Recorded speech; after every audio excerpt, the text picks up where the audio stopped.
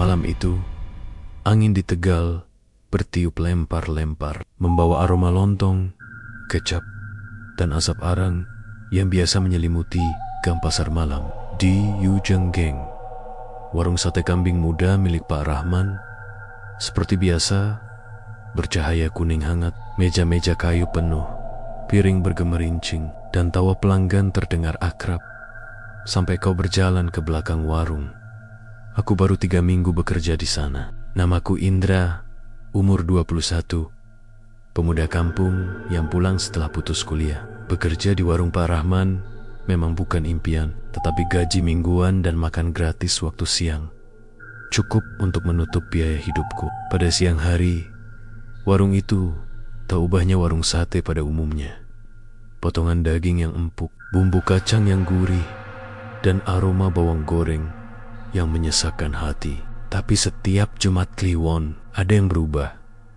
Orang kampung sering bergurau sambil menenggak es teh. Kalau sate di situ selalu empuk. Jangan tanya lagi.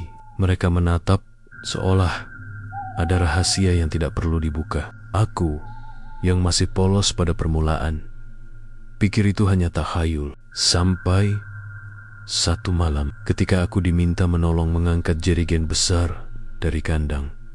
Kandang belakang warung tidak pernah dilihat pelanggan.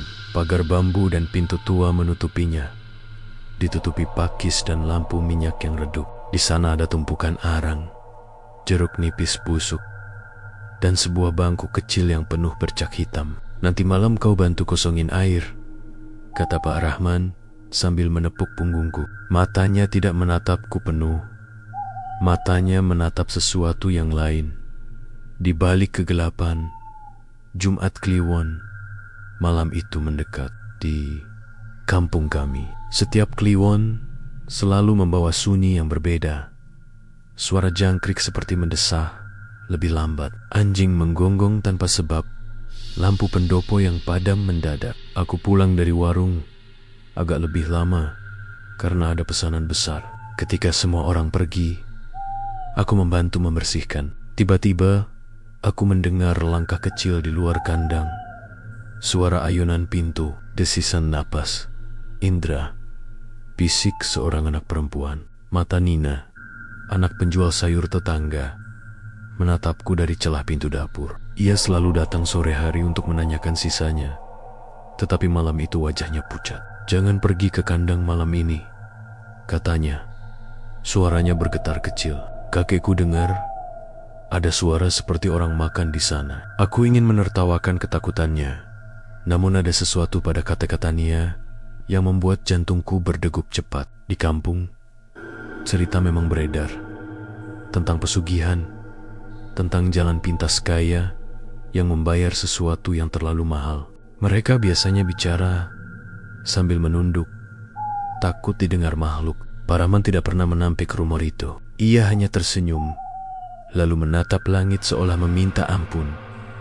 Malam turun tebal, pelanggan pergi, meja dicek, sisa arang dibakar. Di dapur, aku membereskan pisau dan menumpuk bumbu. Dari celah pintu dapur, kulihat beyang-beyang besar di kandang. Sekilas kulihat kain hitam berkibar.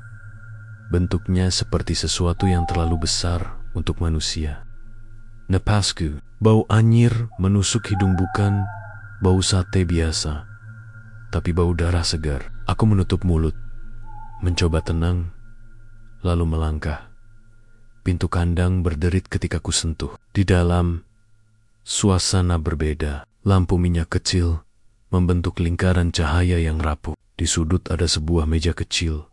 Di atasnya piring tanah liat yang sudah pecah, beberapa daun pisang yang menguning, dan selembar kain merah bercak gelap di tengahnya. Di belakang meja, sesuatu berdiri, bukan manusia. Sosok itu hitam, seperti malam tanpa bintang, ukurannya besar, bahu-bahunya melebar seperti kandang sapi, namun tidak tampak wajah. Namun dari sana muncul bunyi gesek bunyi yang membuat bulu kuduk merinding seolah sesuatu mengendus-endus.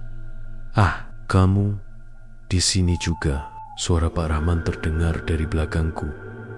datar, tanpa emosi. Ia membawa seekor kambing muda yang masih berputar mata. Kambing itu takut. Aku tahu, ini bukan kambing untuk sate sehari-hari. Matanya pucat dan ada tanda darah segar di lehernya.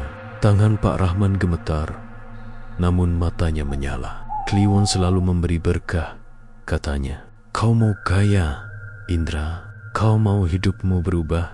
Aku menatap kambing itu, lalu menatap Pak Rahman. Di kepalaku, kisah-kisah yang kudengar sejak kecil muncul. Janji singkat, hutang panjang pada makhluk yang tak pernah terlihat terang. Tapi kenyataan Rp20.000 dan makanan gratis membuatku ragu. Pak, ini salah, kataku. Namun suaraku tercekat di tenggorokan. Langkah kaki lain terdengar.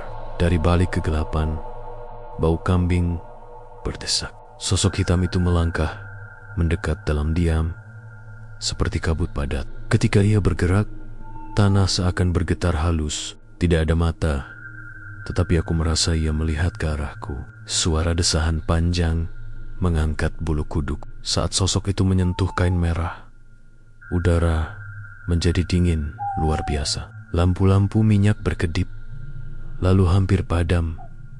Pak Rahman menaruh kambing di depan sosok itu. Ia membuka kain, mengangkat leher kambing, dan dengan gerakan yang tidak manusiawi, menusuk leher hewan itu. Darah muncrat, merah pekat, mengalir ke tanah bambu. Bau anyir menyambar. Aku menutup muka, namun tidak dapat menutup telinga. Sebuah suara yang bukan suara manusia menyerap darah itu, seolah meneguk minuman terbaik. Setelah itu, semua berubah. Kain merah diseka, dan Pak Rahman mengangkat tangan ke udara. Terima kasih, katanya pada sesuatu yang tak terpahami. Suasana di kandang seperti tertarik napas panjang, lalu perlahan menenangkan diri. Kambing itu tidak berteriak lagi. Di sudut, piring tanah liat kini penuh sisa. Ada serbuk hitam dan butir-butir kecil seperti biji.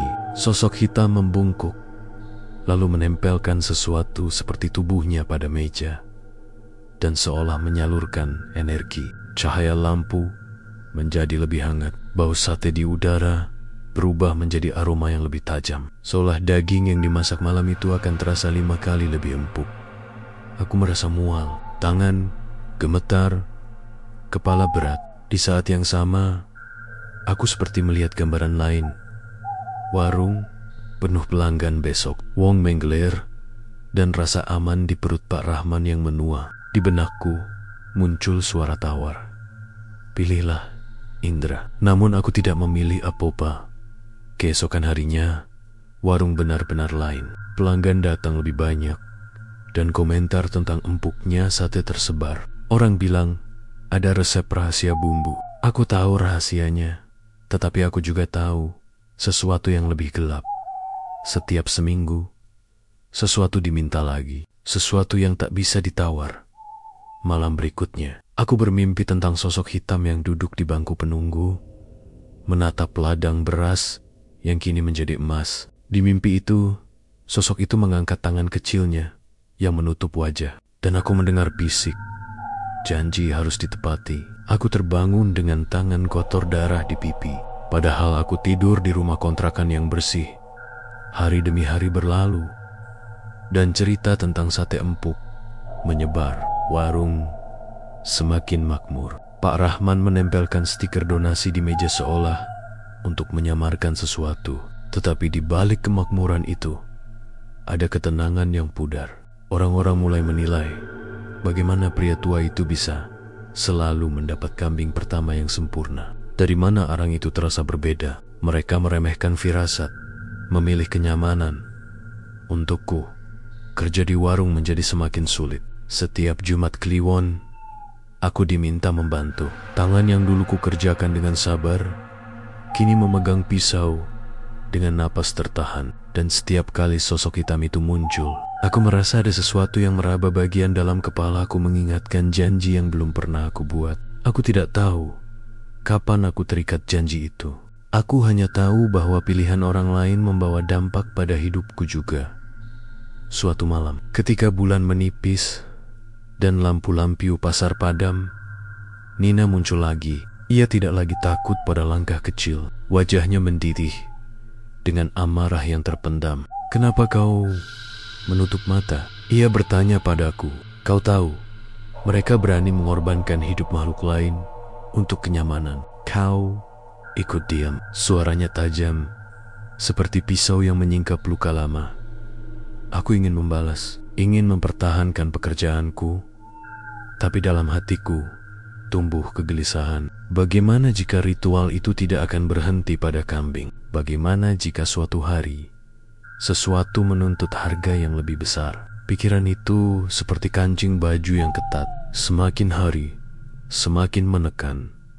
Di akhir bab ini, ketika angin malam kembali membawa aroma sate ke gang, aku berdiri di depan pintu kandang. Di dalam kegelapan, sosok hitam menunggu seperti tuan rumah yang sabar. Di luar, pelanggan tertawa menikmati sate empuk yang dijual dengan murah hati. Aku memegang pisauku, keringat dingin menetes di punggung. Di bisik-bisik masa depan berputar, janji, darah, dan pilihan. Aku tahu satu hal, setelah malam ini, hidupku tidak akan pernah kembali seperti semula. Dan itu, di kampung kecil kami, baru permulaan.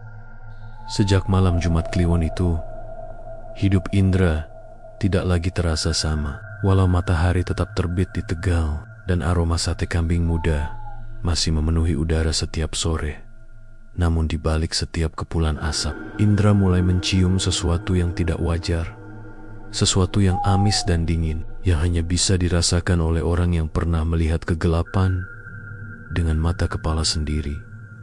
Hari-hari berlalu, warung sate Pak Rahman semakin ramai. Mobil dari luar kota mulai berhenti di depan warung kecil itu. Wartawan lokal datang menulis artikel tentang sate empuk legendaris asli Tegal. Orang-orang berkerumun sampai trotoar, tapi hanya Indra yang tahu. Semua itu bukan karena bumbu, bukan karena arang, bukan karena daging muda, tapi karena sesuatu yang lebih hitam dari malam. Suatu sore, selepas maghrib, Indra duduk di belakang warung, memandang arang yang masih menyala merah.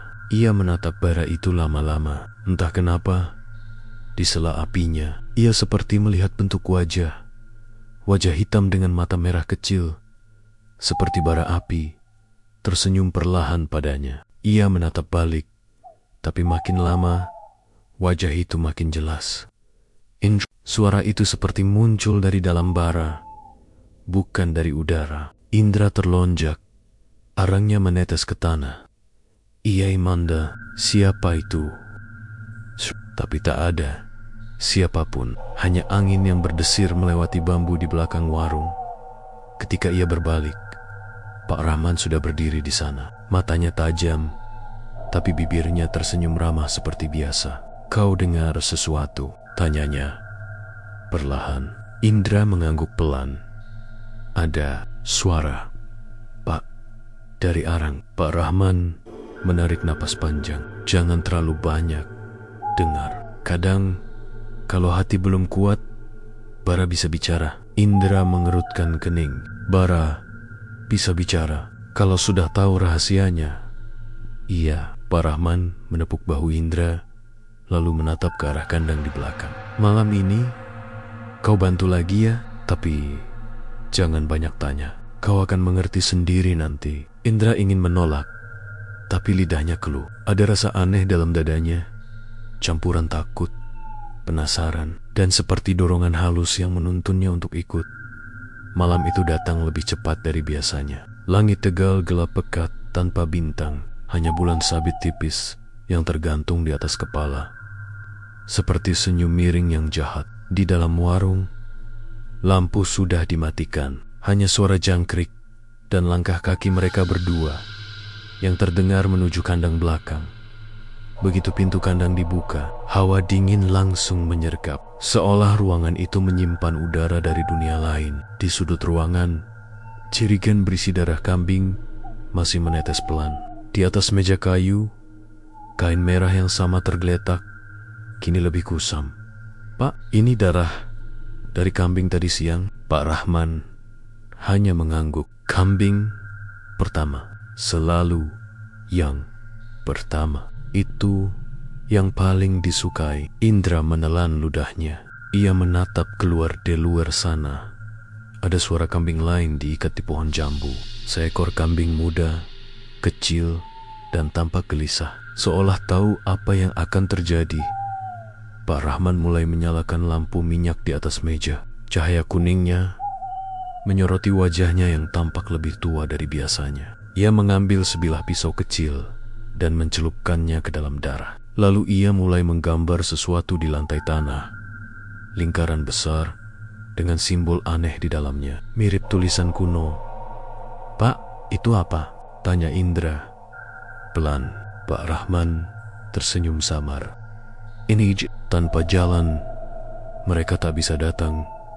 "Mereka siapa?" Indra ingin bertanya, tapi lidahnya seperti terkunci. Ia hanya bisa memperhatikan Pak Rahman yang terus melantunkan doa dengan bahasa yang tidak ia pahami. Suaranya berat, bergetar, dan setiap kata yang keluar terasa membuat udara di ruangan semakin padat. Tiba-tiba, lampu minyak bergoyang sendiri. Angin dingin berhembus dari arah lantai, padahal tak ada celah. Suara kambing di luar semakin keras. Lalu, dari dalam kegelapan lingkaran itu, muncul sesuatu.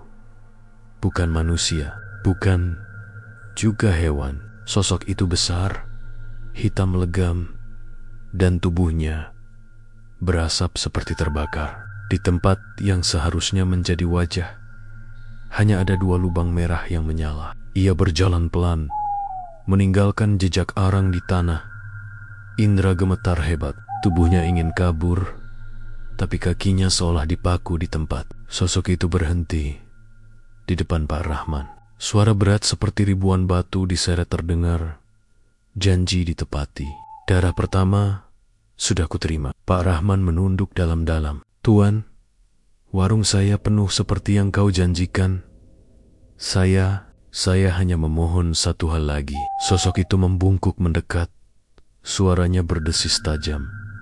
"Apa lagi yang kau inginkan, manusia?" Pak Rahman bergetar. "Saya ingin warung ini tidak pernah sepi sampai saya mati." Suasana menjadi sunyi. Sosok hitam itu tertawa. Suara tawanya seperti batu pecah, bergema sampai ke dada.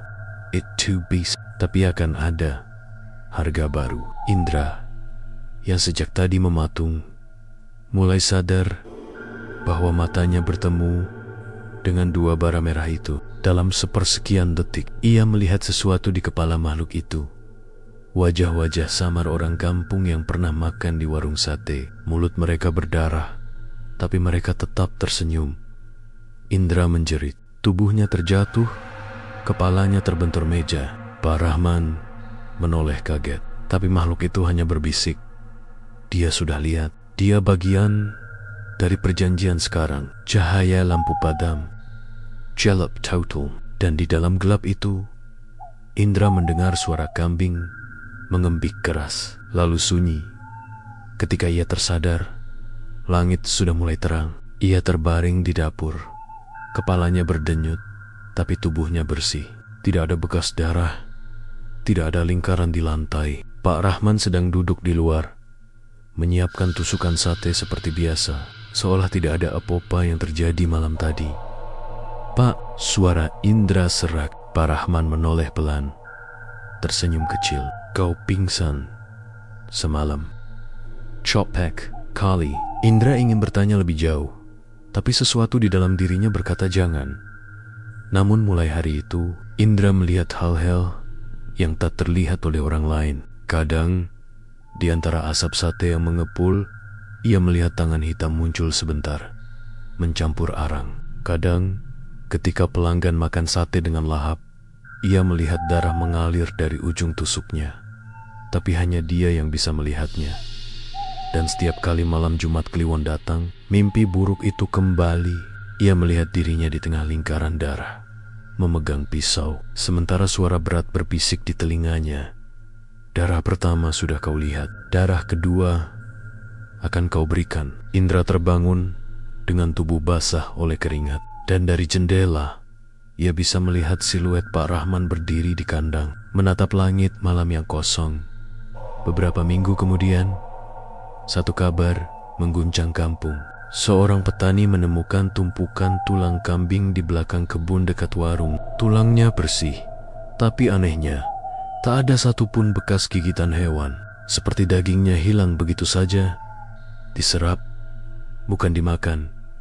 Orang kampung mulai berbisik. Ada yang bilang warung itu pakai penglaris. Ada yang bilang Pak Rahman bersekutu dengan makhluk gaib. Tapi warung tetap penuh. Tak ada yang benar-benar berani berhenti makan di sana, karena setiap orang yang mengumpat, entah kenapa, selalu jatuh sakit setelahnya. Indra tahu semua itu bukan kebetulan. Ia tahu arang yang dipakai membakar sate bukan arang biasa. Kadang ia mendengar jeritan kecil setiap kali bara menyala, suara seperti sesuatu yang terbakar, tapi bukan kayu. Dan setiap malam, ketika ia membersihkan tusuk sate terakhir, ada bayangan hitam yang berdiri di ujung dapur. Diam, menatapnya. Semakin lama, sosok itu semakin dekat. Suatu malam, Indra memberanikan diri untuk bicara. "Apa yang kau mau dariku?" katanya, dengan suara gemetar. Bayangan itu bergerak pelan, hingga jaraknya hanya sejengkal dari wajahnya. Dari kegelapan itu, muncul suara yang sangat pelan tapi tajam seperti duri. "Aku hanya mau darah kedua." Indra terjatuh. Jantungnya berdegup tak karuan. Saat ia melihat ke bawah, tangannya sudah basah, bukan keringat. Darah menetes dari ujung jarinya. Dan di luar, terdengar suara Pak Rahman tertawa pelan sambil menyiapkan tusukan sate untuk esok pagi. Warung itu, katanya, akan lebih ramai dari sebelumnya. Dan Indra tahu, ia baru saja menjadi bagian dari sesuatu yang tidak bisa ia lari darinya lagi. Sejak malam itu, hidup Indra seperti berubah. Pelen-pelen, tanpa suara, tapi menusuk sampai ke dalam jiwa. Wajahnya makin pucat, matanya sayu, dan setiap kali ia memegang tusuk sate, tangannya bergetar. Orang-orang mengira ia hanya kelelahan, padahal dalam dirinya ada sesuatu yang sedang tumbuh, sesuatu yang tidak seharusnya tinggal dalam tubuh manusia. Warung sate Pak Rahman kini benar-benar seperti tempat ziarah bagi para penikmat sate kambing. Mobil-mobil dari luar kota datang setiap malam, pembeli rela antre, bahkan ada yang pesan untuk dibawa ke Jakarta. Di papan nama warung, Pak Rahman menambahkan tulisan besar, "Sate kambing muda, rahasia lembut yang tak tertandingi." Orang-orang tertawa, memuji, dan makan dengan lahap. Tapi Indra tahu, kelembutan itu punya harga. Pagi hari, sebelum warung buka, Indra membersihkan meja seperti biasa. Di ujung dapur, arang sisa semalam masih menggumpal hitam. Ia hendak membuangnya, tapi ketika disentuh, arang itu terasa hangat. Padahal matahari belum terbit. Saat ia genggam, terdengar suara halus seperti napas. "Kau akan menggantikannya." Indra menjatuhkan arang itu. Jantungnya memukul dadanya keras-keras. "Kau siapa? Jangan ganggu aku," teriak. Namun suaranya hanya memantul di dinding dapur.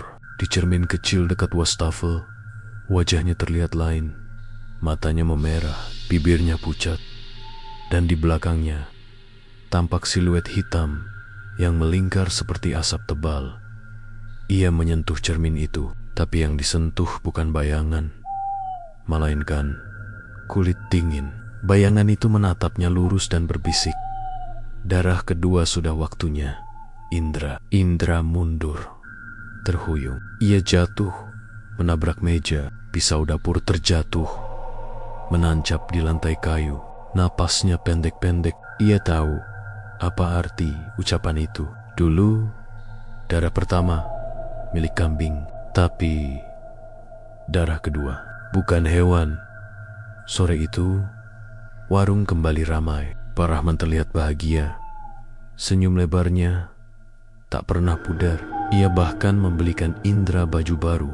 "Kau seperti anak sendiri bagiku," katanya sambil menepuk bahu Indra. Tapi tatapannya tajam, bukan seperti kasih sayang, melainkan seperti seseorang yang memastikan korban tidak kabur.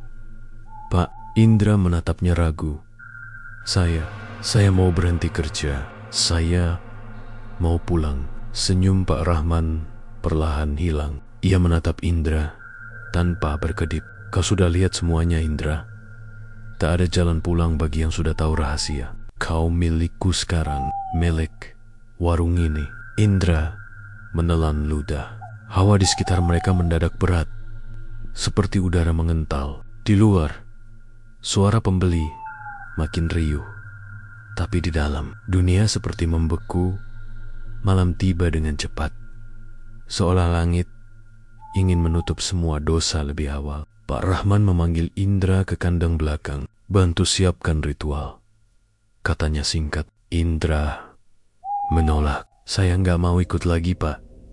Cukup sudah." Namun saat ia berbalik hendak pergi, pintu kandang menutup sendiri. Brok, keras, menggetarkan lantai bambu. Dari dalam gelap, lampu minyak menyala perlahan. Lingkaran darah di lantai sudah tergambar rapi, lebih besar dari sebelumnya. Di tengah lingkaran, bukan kambing, tapi seekor anjing hitam terikat, menggonggong panik. Pak Rahman berdiri di sampingnya dengan wajah datar, mata merah menatap kosong. "Darah kedua malam ini, Indra," katanya dengan suara yang tidak lagi seperti manusia. "Kau yang harus menyembelih." Indra melangkah mundur. "Pak, ini salah. Ini bukan tumbal. Ini dosa." Pak Rahman tersenyum.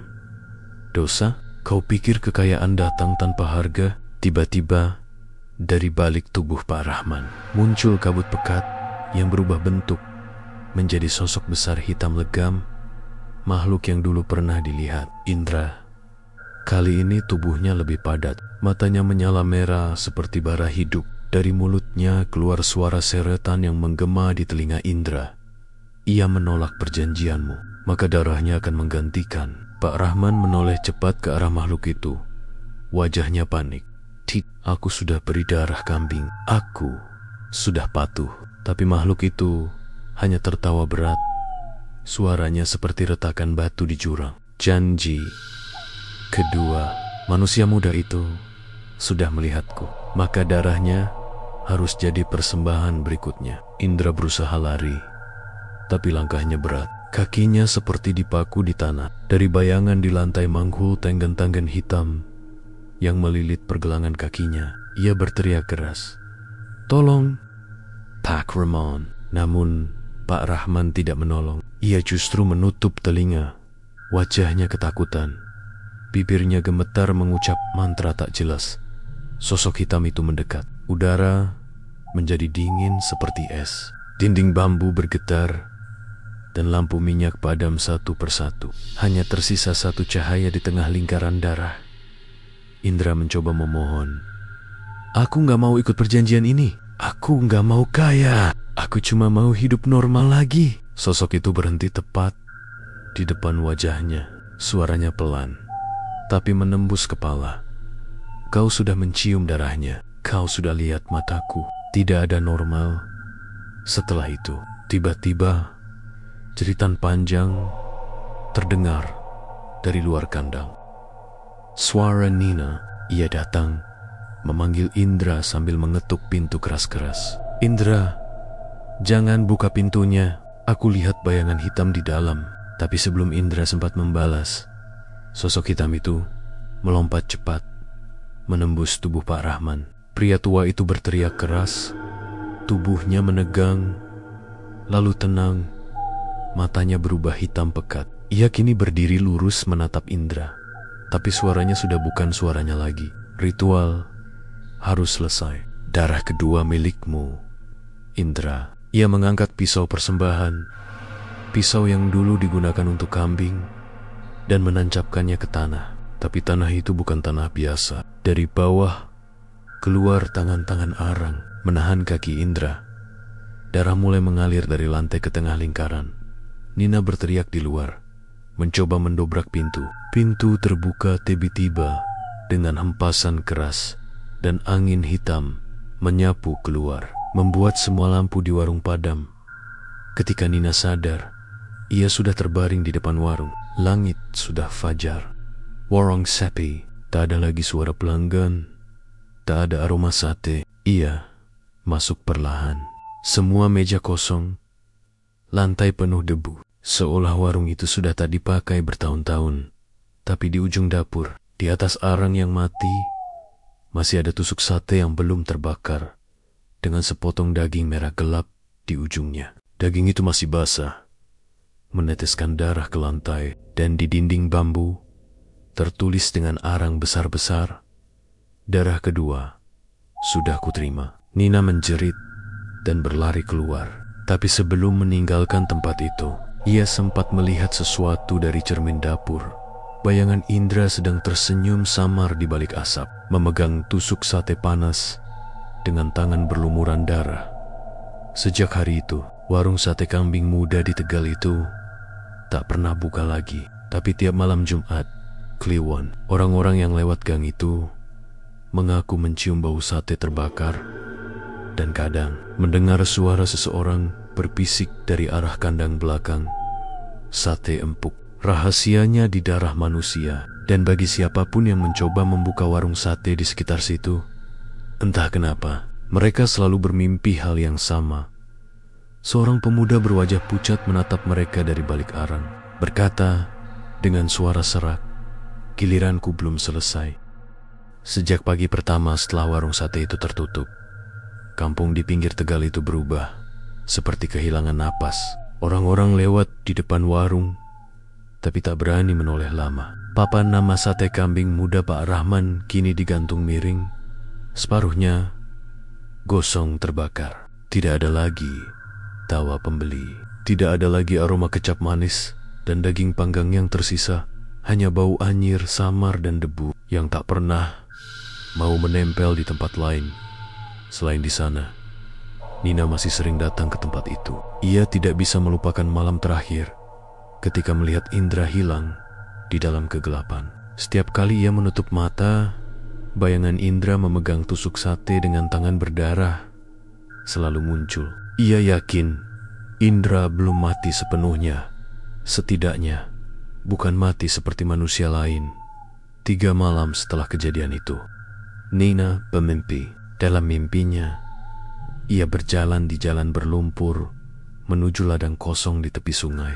Di sana, berdiri seorang lelaki tua berjubah putih lusuh, dengan mata kosong tapi penuh cahaya. Lelaki itu menatapnya dan berkata lirih, "Yang terbakar bukan hanya daging, tapi jiwa yang dijual untuk api. Arang dari neraka tak padam sebelum darah terakhir dibayar." Nina terbangun dengan keringat dingin membasahi seluruh tubuhnya. Nafasnya terengah. Ia merasa mimpi itu bukan sekadar mimpi. Ia harus tahu apa sebenarnya yang membuat Pak Rahman melakukan semua itu. Keesokan harinya, Nina pergi ke rumah tua di ujung desa, tempat tinggal Mbah Karso, orang yang dikenal menyimpan banyak cerita lama. Lelaki itu sudah bongkok, rambutnya putih semua, dan matanya setengah buta. Tapi ia masih bisa mengingat hal-hal yang bahkan orang muda tidak tahu. "Nduk," kata Mbah Karso ketika mendengar nama Pak Rahman. "Aku wis ngerti, mesti arep takon soal warung sate itu yo." Nina mengangguk pelan. "Saya cuma mau tahu, Mbah, apa benar dia pesugihan? Dan siapa sosok hitam itu?" Mbah Karso menghela napas panjang. Ia menatap keluar jendela, lalu mulai bercerita dengan suara serak seperti pasir diseret angin. Dulu, jauh sebelum ada warung itu, di tanah tempat warung berdiri, pernah ada padepokan pembakar arang. Bukan arang biasa, tapi arang dari kayu jenazah. Orang-orang zaman dulu percaya arang dari kayu pemakaman bisa membuat api tahan lama dan tidak padam meski disiram air. Tapi yang tidak mereka tahu, Setiap batang kayu yang terbakar menyimpan roh kematian yang belum tenang. Suatu malam, pembakar arang terakhir namanya Ki Warno melanggar pantangan. Ia mencampur arang jenazah dengan darah kambing hitam, berharap arangnya jadi lebih kuat, dijual ke pasar besar. Tapi justru malam itu, dari tumpukan bara yang ia nyalakan, muncul makhluk hitam sebesar manusia dengan mata merah menyala. Makhluk itu menawarkan kekayaan dan umur panjang, asal setiap malam Jumat Kliwon diberi rasa darah pertama. Ki Warno menyetujui, tapi dia mati 3 bulan kemudian, terbakar hidup-hidup di tungku arangnya sendiri. Waktu tubuhnya ditemukan, arang di sekelilingnya masih menyala, tapi tak satu pun yang jadi abu. Sejak saat itu, orang desa percaya tanah itu dikutuk. Siapapun yang membakar arang di sana akan memanggil kembali makhluk itu. Nina menelan ludah. Jadi, Pak Rahman, Mbah Karso mengangguk pelan. Ia bodoh. Enduk, ia membangun warung di atas bekas tungku itu. Dia pikir kalau arang lama masih bisa dipakai, satenya bakal cepat matang dan empuk. Tapi ia lupa, arang itu tidak hanya menyimpan panas, tapi juga haus akan darah. Suara jangkrik di luar jendela terasa makin pelan. Udara tiba-tiba dingin. Mbah Karso menatap Nina lama-lama. Kalau kau benar-benar mau selamat, jangan pernah datang ke sana malam Jumat Kliwon. Karena kalau kau dengar suara orang memanggang sate dari dalam, itu bukan manusia. Namun Nina bukan tipe yang mudah percaya. Ia pulang malam itu dengan hati gelisah. Tapi justru karena rasa takut itulah, ia ingin membuktikan kebenaran cerita itu. Malam Jumat Kliwon berikutnya, ia membawa senter, sebotol minyak wangi, dan Al-Quran kecil yang diberikan ibunya. Ia pergi sendirian ke warung sate yang sudah kosong itu. Langit gelap pekat, tanpa bintang, hanya suara daun jati berbisik tertiup angin. Ketika Nina sampai di depan warung, ia mencium bau arang yang baru terbakar. Padahal tempat itu sudah ditinggalkan berminggu-minggu. Ia menyalakan senter. Di dapur masih ada bekas tungku lama, tapi kini tungku itu menyala merah samar dan dari dalamnya terdengar suara sis, seperti daging dipanggang di atas bara. Indra, bisiknya.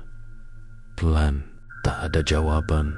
Ia melangkah lebih dekat dan mendengar sesuatu dari dalam tungku.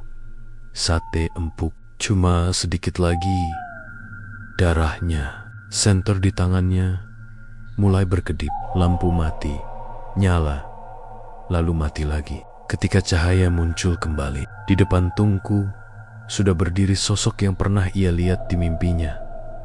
Makhluk hitam besar dengan tubuh seperti arang. Matanya merah, bara, dan di tangannya ada tusuk sate panjang meneteskan darah. Sosok itu menatap Nina, lalu tersenyum. Kau mencari anak itu? Suaranya berat, bergaung di seluruh ruangan. Nina, Jamata, apa yang kau lakukan pada Indra? Makhluk itu berjalan pelan, mendekat. Setiap langkahnya meninggalkan bekas kosong di lantai bambu. Dia sudah jadi bagian dari bara. Ia tak mati, hanya menyala di dalam. Nina menatap tungku di dalam nyala merah itu. Ia melihat bentuk wajah samar, wajah Indra. Matanya kosong, mulutnya bergerak tanpa suara. Tapi dari dalam bara muncul bisikan lemah. Pergi, jangan biarkan aku jadi api untuk mereka. Nina menjoret, berlari ke pintu, tapi pintu warung menutup keras dengan sendirinya. Makhluk itu mendekat cepat. Tubuhnya seperti asap pekat, tapi setiap kali menyentuhnya, udara menjadi panas, seperti neraka terbuka. Lepas, jangan dekati aku. Makhluk itu tertawa kecil. Kau tahu, darah perempuan muda lebih harum. Mungkin dengan darahmu, bara ini bisa hidup 1000 tahun lagi. Tepat ketika makhluk itu mengangkat tusuk satenya, senter Nina jatuh ke tanah dan pecah. Tapi di saat bersamaan, kitab kecil di kantong bajunya terjatuh dan terbuka, menampilkan ayat-ayat suci yang samar terbaca. Makhluk itu mengerang keras, mundur, tubuhnya mengepul, dan tungku di belakangnya mulai retak, memuntahkan api merah darah. Nina berlari sekuat tenaga keluar warung. Begitu ia melewati pintu, suara ledakan keras terdengar dari belakang. P-R-U-A-A-K. Seluruh warung terbakar habis dalam sekejap. Tapi anehnya, api itu tidak menyebar ke rumah-rumah lain. Hanya warung itu yang menyala, seperti lilin raksasa yang menolak padam. Dari tengah kobaran, terdengar suara Indra berteriak, "Terima kasih, aku sudah bebas." Nina jatuh terduduk di tanah, menangis keras. Api itu terus menyala sampai subuh, lalu padam dengan sendirinya. Ketika warga datang keesokan paginya, tak ada sisa bangunan, hanya tanah gosong dan arang hitam berserakan. Tapi di tengah arang itu ada sesuatu, sebuah tusuk sate besi yang tidak hangus dan ujungnya dingin seperti es. Beberapa bulan kemudian, di tempat yang sama, pemerintah membangun pos ronda kecil. Tidak ada yang berani membuka warung di sana lagi. Tapi tiap malam Jumat Kliwon, warga masih mendengar suara arang terbakar dari arah pos itu. Kadang, kalau angin berhembus dari selatan, bau sate kambing muda samar-samar tercium lagi. Dan orang-orang yang lewat mengatakan, di antara kepulan asap tipis, ada bayangan seorang pemuda berdiri, matanya kosong, tangannya menggenggam tusuk sate, menatap diam ke arah siapapun yang berhenti terlalu lama. Konon katanya, jika seseorang menatap balik dan berkata, "Satenya empuk ya," maka malam itu, mereka akan bermimpi dibakar hidup-hidup di tungku yang tak pernah padam. 3 tahun berlalu sejak warung sate kambing Pak Rahman terbakar habis. Tanah bekas warung itu lama dibiarkan kosong. Hanya ditumbuhi ilalang dan pohon pisang liar. Tapi kota terus berkembang, dan orang-orang mulai lupa dengan kisah lama. Bagi warga muda yang baru pindah, tempat itu hanya terlihat seperti lahan strategis di pinggir jalan utama. Suatu hari, seorang pria bernama Rudi datang dari luar kota. Ia dikenal sebagai pengusaha makanan keliling yang sukses. Ia mendengar bahwa tanah itu murah, dan katanya, dulunya tempat itu pernah sangat ramai. Ia berpikir, kalau dulu bisa laris, pasti sekarang pun bisa. Rudi tidak tahu, atau pura-pura tidak peduli, tentang cerita-cerita yang disembunyikan oleh orang tua di sekitar situ. Pembukaan warung. Baru Rudi membangun warung sate modern dengan tenda besar, lampu-lampu neon, dan benar bertuliskan, "Sate kambing empuk, rahmat rasa."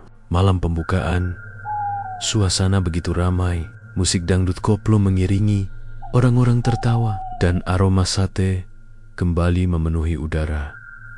Warung ini akan jadi yang paling terkenal di Tegal, kata Rudi sambil tertawa puas. Tapi ada satu hal aneh yang ia perhatikan malam itu. Arang yang digunakan untuk membakar sate seolah tidak pernah habis. Padahal para pegawainya bilang mereka tidak menambah arang sedikit pun sejak sore. Hebat nih arangnya. Bisa hemat, ujar salah satu tukang sate sambil tertawa. Rudi mengangguk. Selama bisa bikin daging empuk, nggak usah mikir panjang. Namun malam itu, setelah pelanggan pulang, Rudi sendirian menutup warung. Ketika ia memadamkan bara di tungku, api itu menolak padam. Ia meniupnya, menyiramnya air.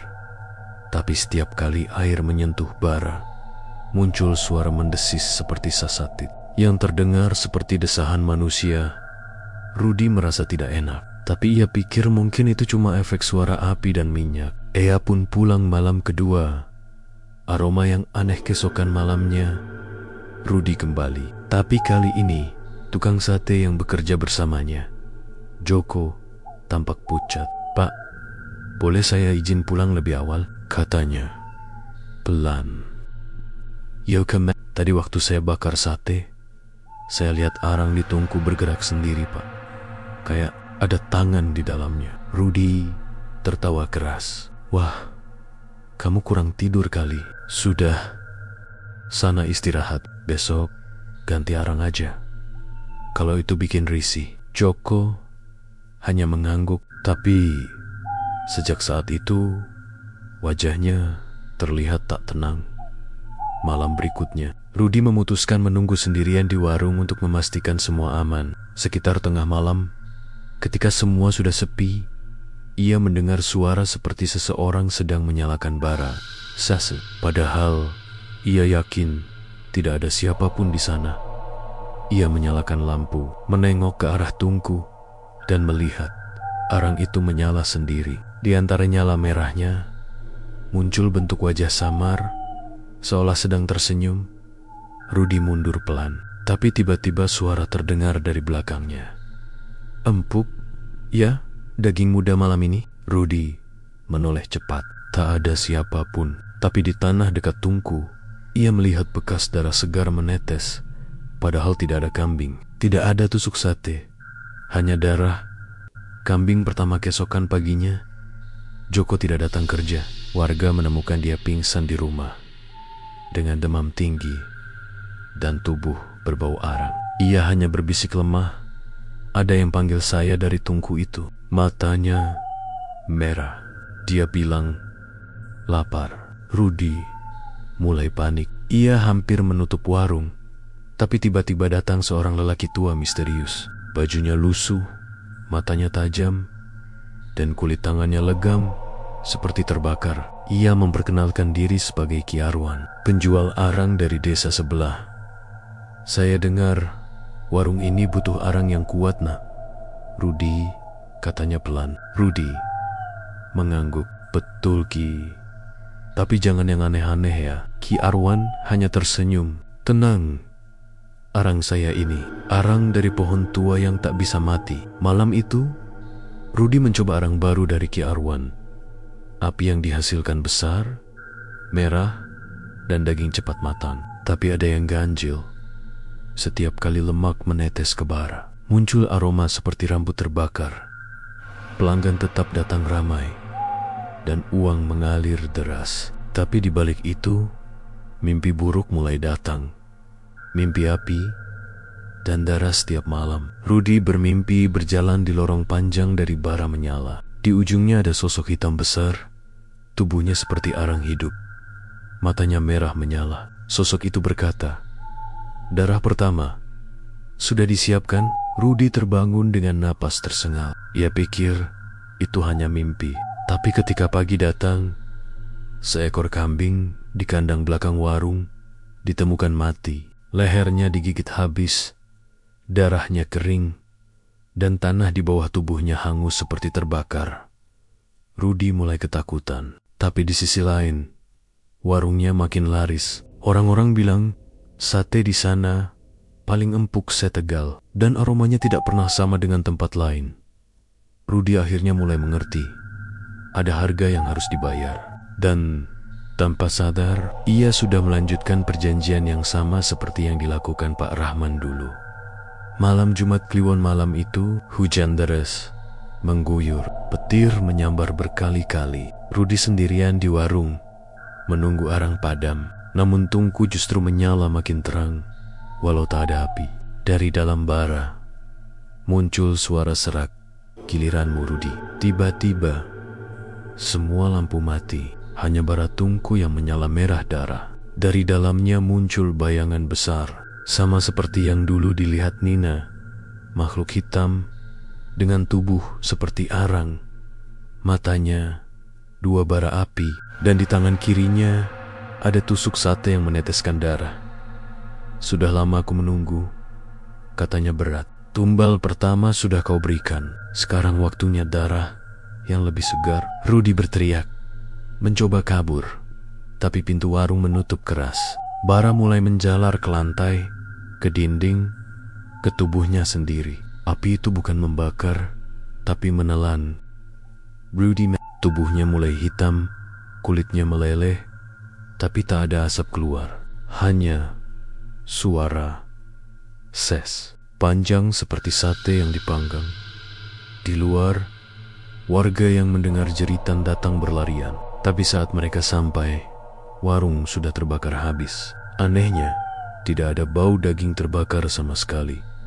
Hanya aroma sate kambing yang sangat harum. Dan di tengah bara yang padam, mereka menemukan sebuah tusuk sate besi, sama seperti yang ditemukan dulu di tempat Pak Rahman terbakar. Beberapa minggu kemudian, warung itu kembali kosong. Tidak ada yang berani membangun di sana lagi. Tapi, pada malam Jumat Kliwon, warga sekitar bersumpah masih mencium bau sate kambing dari arah tanah gosong itu. Kadang, kalau ada pengendara yang lewat tengah malam, mereka melihat bayangan seorang pria berdiri di depan tungku. Wajahnya gosong, tapi matanya merah menyala, memegang tusuk sate yang tak pernah dingin.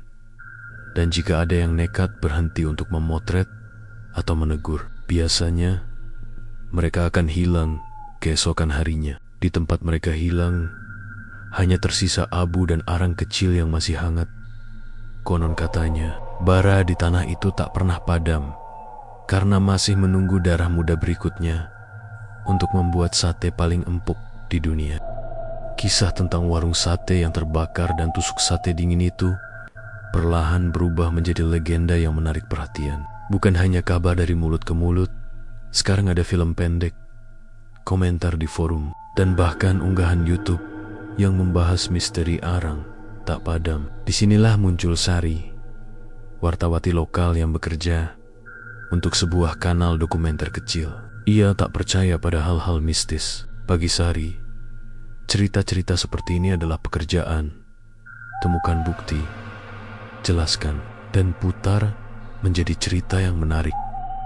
Ia membawa 2 orang bersama tim kecilnya. Raka, kameraman yang selalu setia, membawa gimbal dan headlamp, dan Dwi, asisten riset yang pintar dan sedikit skeptis. Mereka memutuskan membuat episode lapangan, bukan sekadar liputan gosip, tapi investigasi serius. Mengambil sampel tanah, mewawancarai saksi, dan mencari arsip lama tentang Ki Warno, pembakar arang yang tersohor dalam cerita Mbah Karso. Mereka tiba di desa menjelang petang. Udara terasa berbeda. Ada aroma samar hangus yang datang dan pergi bersama angin. Penduduk setempat menyambut mereka dengan waspada. Sebagian kecil masih menyimpan rasa takut. Nina, yang dulu menjadi tokoh kunci dalam tragedi, menghubungi Sari lewat pesan. Ia setuju menjadi penunjuk jalan, tapi wajahnya masih pucat dan matanya sering kosong menatap jauh. "Kau yakin mau ini, Basari?" tanya Nina ketika mereka bertemu di warung kelontong dekat lokasi. Sari menjawab tenang, "Kalau kita ingin tahu apa yang sebenarnya terjadi, harus ada yang berani masuk ke sana." Nina hanya mengangguk pelan, bibirnya bergetar. "Kalau kau masuk, ingat, jangan pernah mengolok." Di Ebensi, malam Jumat Kliwon itu dipilih Sari bukan tanpa alasan. Banyak saksi bilang, suara arang dan bau sate muncul paling kuat saat malam itu. Mereka menyiapkan peralatan, kamera infrared, perekam suara frekuensi rendah, sampel kit tanah, dan sebuah kotak Al-Quran kecil yang Nina berikan sebagai wasiat. Begitu tiba di tanah bekas warung, ada sensasi seperti udara tertarik ke dalam dada. Di permukaan tanah, bercak-bercak arang tua tampak berkerumun. Raka menyalakan kamera dan menangkap gambaran. Di antara kepingan arang, ada pola melingkar samar, hampir seperti bekas tungku. Dwi menulis cepat di catatannya, "Komposisi arang aneh, terlalu homogen, tidak seperti sisa bakaran kayu biasa." Mereka mulai merekam wawancara singkat dengan beberapa tetangga, rekaman udara dekat tanah, dan pengambilan sampel tanah di beberapa titik. Semua berjalan normal sampai perekam suara menangkap sesuatu saat mereka membungkuk dekat tungku lama. Sebuah bisikan tipis yang tidak masuk akal, seperti suara satimpuk, berulang-ulang dalam frekuensi sangat rendah. Saat mereka memutar ulang, bisikan itu ada, samar tapi nyata. Raka menoleh pada Sari. Wajahnya putih. "Kau?" Dengar itu, Sari mengangguk. Ia mencoba menenangkan diri dengan alasan ilmiah. Mungkin resonansi, angin lewat celah, katanya. Namun suaranya tak 100% yakin. Malam semakin larut. Angin bertiup pelan, membawa bau daging yang tak pernah benar-benar ada. Mereka menyalakan headlamp, dan di cahaya lampu Sari melihat sesuatu berkilat di tanah. Sebuah potongan kecil logam. Raka menunduk, mengambilnya, dan merasa bulu kuduknya berdiri. Sebuah potongan tusuk sate kecil, bersih, tanpa bekas hangus, persis seperti yang diceritakan warga. Tiba-tiba, Dwi memegang dadanya dan terbatuk. Wajahnya berubah pucat. "Ada, bau, sep, darah dan arang," bisiknya. Ia mengeluarkan botol sampel yang baru diambil dan menunjukkannya. Ada noda merah sangat tipis yang berwarna seperti oksida, bukan tanah biasa. Mereka memutuskan mundur sebentar untuk mengevaluasi. Di pinggir jalan, Sari memeriksa footage terakhir. Di salah satu klip, bayangan samar melintas di belakang Raka, seperti seseorang berdiri di tepi kamera tanpa terekam wajah. Saat diperlambat, bayangan itu seolah menoleh, dan di mana seharusnya ada manusia, malah ada kegelapan yang memadat. Raka yang menyaksikan menelan ludah. "Kamera ini merekam apa yang bukan manusia," ucapnya pelan. Mereka bertiga saling berpandangan, rasa dingin menempel di kulit. Keputusan untuk tetap tinggal malam itu adalah percobaan keberanian dan kesalahan. Sekitar jam 2 dini hari, ketika mereka menggulung peralatan, ada bunyi seperti tusukan menusuk daging dari balik rumpun ilalang. Suara itu datang berulang, diikuti oleh suara langkah berat. Lampu kepala mereka berkedip aneh, dan kompas di ponsel Raka mendadak berputar liar. "Kita harus pergi sekarang," kata Sari tegas. Tapi sebelum mereka sempat bergerak, dari balik kabut muncul siluet tinggi, bayangan hitam yang mereka semua sudah dengar namanya dalam cerita. Sosok Arang, matanya 2 titik merah menyala. Di tangan, ia memegang tusuk sate panjang. Ujungnya menetes. Suara yang keluar bukan kata, melainkan bunyi mendesis panjang, seperti sate yang dibakar di api yang tak pernah padam. Raka bersandar ke belakang, kameranya masih merekam. Dalam footage, terlihat bahwa sosok itu berjalan perlahan mendekat. Suara bisik terdengar jelas di perekam. "Darah kedua, giliranmu." Empuk. DWI Pingsan. Ia jatuh ke tanah. Tubuhnya basah oleh keringat dingin. Nina, yang sejak awal menunggu di mobil, berteriak memanggil nama Sari dan berlari mendekat dengan Al-Quran di tangan. Ia membaca beberapa ayat lantang. Suaranya menggema di ruang terbuka. Sosok hitam itu berhenti, dan untuk sesaat, bayangan seperti terbelah, seakan menunjukkan sesuatu di dalamnya. Wajah Indra, samar, melayang antara arang dan manusia. Matanya penuh penyesalan. Sari menatap wajah Indra yang samar itu. Ia merasakan sesuatu menusuk di dada. Bukan secara fisik, tapi seperti empati aneh. "Indra," suaranya patah.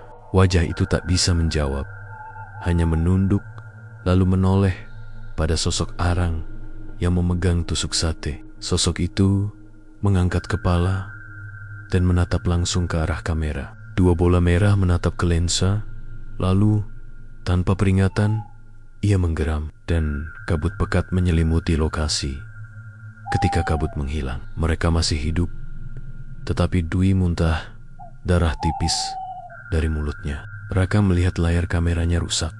Footage terakhir terputus pada 1 frame.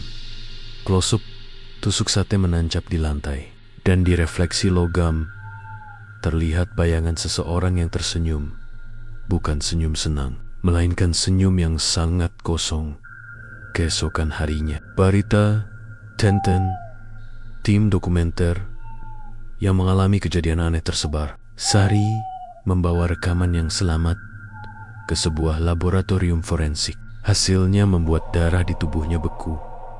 Sampel tanah mengandung sisa organik yang tidak cocok dengan flora lokal. Ada pula zat organik kompleks yang mungkin berasal dari jaringan hewani yang sudah sangat tua, bukan hanya kambing, tetapi kemungkinan jaringan manusia.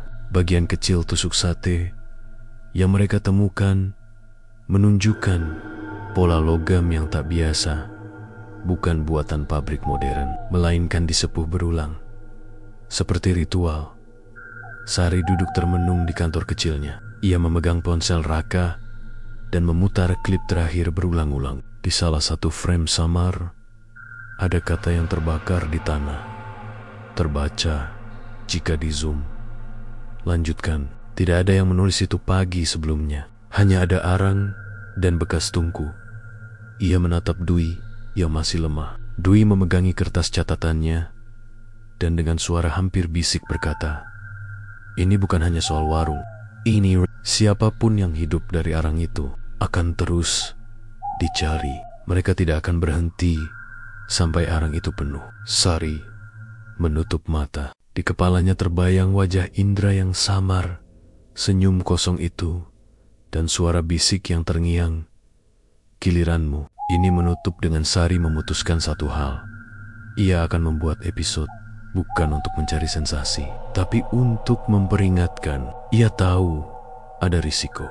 Ia tahu ada suara yang bisu dan mata merah yang mengintai di akhir frame kamera. Namun naluri jurnalistiknya berkata, jika ini nyata, jika ada yang terluka, maka dunia harus tahu.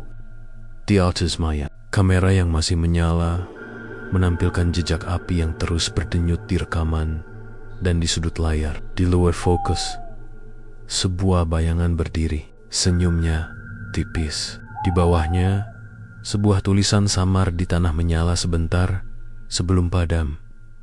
Jolie. Atau mungkin itu nama baru, atau permintaan, atau ancaman. Mereka akan kembali. Tapi kali ini, Sari tahu mereka tidak hanya membawa lampu dan mikrofon. Mereka membawa tanggung jawab. Dan di bawah tanah bekas warung itu, sesuatu menunggu, bukan hanya untuk makanan, tetapi untuk cerita selanjutnya. Hujan deras turun membasahi jalanan Tegal malam itu. Air menetes dari genteng rumah tua, tempat Sari menatap layar laptopnya. Di depannya, video terakhir yang direkam Raka masih berjalan berulang adegan kabur. Suara mendesis dan bayangan hitam yang seolah muncul lalu hilang di antara kabut. Ia menatapnya lama, menunggu sesuatu muncul lagi. Tapi yang paling mengganggu bukan bayangan itu, melainkan suara samar di akhir rekaman. Lanjutkan ritualnya. Suara itu tak seperti manusia. Dalam pitch rendah, menyerupai bara berdesis. Sari mematikan laptop dengan cepat, tapi saat layar padam, ia melihat pantulan di permukaan gelap.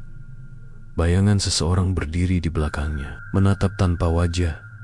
Ia menoleh kosong, tak ada siapapun. Namun, hawa ruangan terasa menekan, dan bau arang kembali memenuhi udara. Keputusan gila sejak kejadian di Tanah Gosong itu, Raka memilih berhenti. Ia pindah ke Semarang, menolak semua panggilan dari Sari. Dwi masih sakit, ia sering mimpi buruk tentang makhluk arang dan terbangun dengan bekas gosong di pergelangan tangan. Nina menghilang lagi, tak bisa dihubungi. Tapi Sari tidak berhenti. Ia menemukan potongan arsip lama di kantor kabupaten. Catatan berdebu tahun ke-1932. Di situ tertulis nama Ki Warno, pembakar arang yang menghilang di malam gerhana. Dalam catatan itu juga tercatat bahwa ia membawa bara hidup dari ritual gunung di selatan. Dan ada simbol melingkar seperti bekas tungku yang sama dengan di lokasi warung. Di bagian akhir catatan, tulisan tangan Ki Warno sendiri berbunyi, "Bara tak padam sebelum darah ketujuh menetes. Siapapun yang memadamkannya akan menggantikan penjaganya." Sari menatap tulisan itu lama. Barak. Ia menghitung dalam hati Ki Warno, Pak Rahman, Indra, Rudi, dan siapa lagi. Ia sadar mungkin dirinya sudah menjadi bagian dari hitungan itu. Lalu teleponnya berdering. Nomor tak dikenal. Ketika diangkat, suara berat terdengar di ujung. Kalau kau mau menghentikan ini, datanglah ke tempat arang itu dibuat. Siapa? Ini, aku. Orang yang dulu menyalakan apinya. Klik. Telepon terputus. Sari menatap ponsel gemetar. Di layar, hanya ada satu kata tertulis di GPS otomatis. Padepokan Warno Lama. Lokasinya di pinggir hutan jati, sekitar 12 km dari desa. Perjalanan ke Padepokan Sari berangkat sendirian. Langit malam kelam. Hujan turun rintik-rintik. Jalan menuju hutan sepi. Hanya suara jangkrik dan ranting patah. Mobilnya berhenti di ujung jalan tanah. Di depan berdiri reruntuhan rumah kayu tua.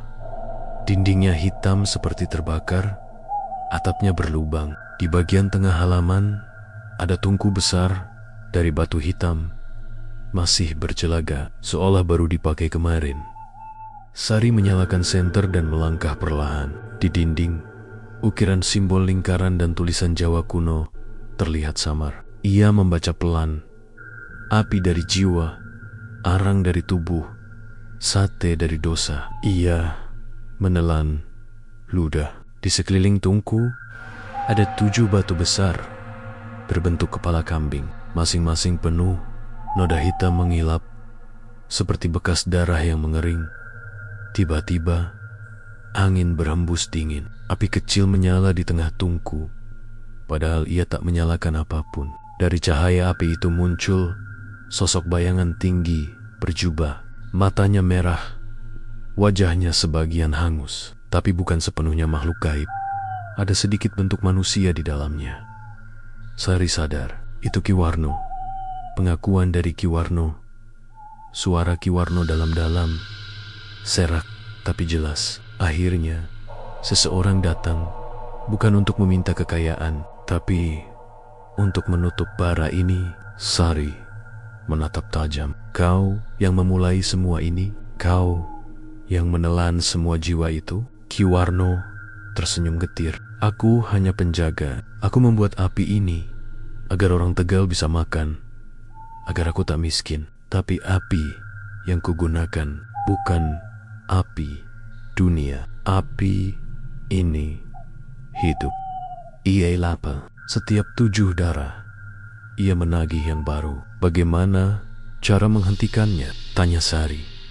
Dengan menukar penjaga, jawabnya pelan. Seseorang harus menggantikan aku agar bara padam. Kalau tidak, ia akan mencari darah sendiri.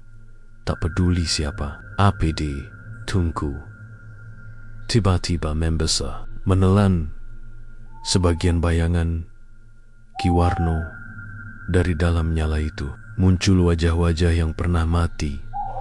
Pak Rahman, Rudi, Indra, bahkan wajah Dwi yang masih hidup terpantul di sana dengan mata kosong. Mereka semua berbisik bersamaan.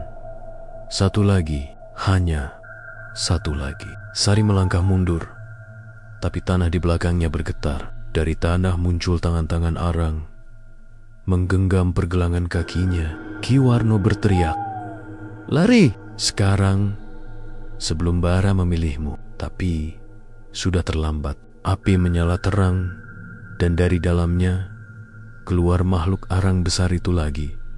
Sosok hitam legam. Matanya 2 bola merah menyala. Suaranya seperti ribuan bara mendesis. Ia menatap Sari dan mendekat pelan. Kau datang tepat waktu. Sari memutar tubuh, berlari ke arah mobil. Tapi hutan seolah menutup jalan. Pohon-pohon menunduk. Tanah jadi lumpur. Makhluk itu melangkah. Setiap langkahnya meninggalkan jejak gosong. Tangannya yang besar mengangkat tusuk sate panjang. Ujungnya menetes darah merah menyala. Kau sudah merekam semuanya. Jadikan dunia tahu rasanya dibakar untuk hidup. Sari mengeluarkan korek api kecil dari sakunya. Benda kecil yang dulu ia bawa untuk jaga-jaga. Ia menatap makhluk itu. lalu menatap Tungku. Kalau api ini haus darah, maka ku beri api yang tak bisa kau kendalikan. Ia menyalakan korek dan melemparkan bensin dari jerigen di dekat Tungku. Dalam sekejap, ledakan besar mengguncang tanah. Api membara, memakan Tungku, hutan, dan tubuh makhluk arang itu. Makhluk itu mengaum keras. Suaranya bergema seperti ribuan manusia menjerit. Kau tak bisa memadamkannya. Api ini ada di jiwamu. Sorry Menjerit, tapi terus membaca ayat yang dulu Nina ajarkan. Nyala api menelan segalanya. Subuh ketika matahari terbit, hutan itu berubah menjadi lahan hitam luas. Tak ada bangunan, tak ada Tungku. Petugas pemadam datang, menemukan hanya satu barang yang tidak terbakar. Kamera kecil milik Sari masih menyala. Di dalamnya, video terakhir menunjukkan dirinya berdiri di depan Tungku, berkata pelan, api ini tidak butuh korban, ia butuh akhir. Setelah itu, layar berkedip, suara mendesis panjang, lalu padam. Tak ada yang menemukan jasad Sari. Tapi beberapa minggu kemudian, kanal dokumenter miliknya tiba-tiba mengunggah video baru tanpa ada yang mengoperasikan. Video itu hanya menampilkan bara merah menyala dalam kegelapan dan suara perempuan berbisik, bara terakhir sudah padam, jangan nyalakan arang di sini lagi. Setelah video itu diunggah, kanal tersebut hilang dari internet tanpa jejak. Beberapa tahun kemudian, pemerintah menanam pohon jati di area bekas hutan itu. Tempat itu kini menjadi taman kota kecil, tenang di siang hari. Tapi warga sekitar tahu satu hal. Setiap malam Jumat Kliwon, dari arah taman, masih tercium aroma sate kambing muda yang sangat harum. Kadang, kalau ada anak muda yang membakar arang di dekat sana, api mereka tiba-tiba menyala terlalu besar. Dan dari nyalanya, muncul bentuk wajah, samar perempuan tersenyum. Dan jika mereka diam mendengarkan, suara lembut terdengar di antara api. Jangan ulangi lagi, biarkan api ini tidur. Namun, tak semua mendengar peringatan itu. Karena di suatu tempat, di warung pinggir jalan baru yang berdiri di Tegal bagian barat, seseorang menyalakan bara pertama kali dan berbisik sate kambing empuk. Rahasia resep dari arang lama. Api kecil menyala dengan warna merah dera. Dan dari balik asap tipis, bayangan hitam besar tampak tersenyum kembali.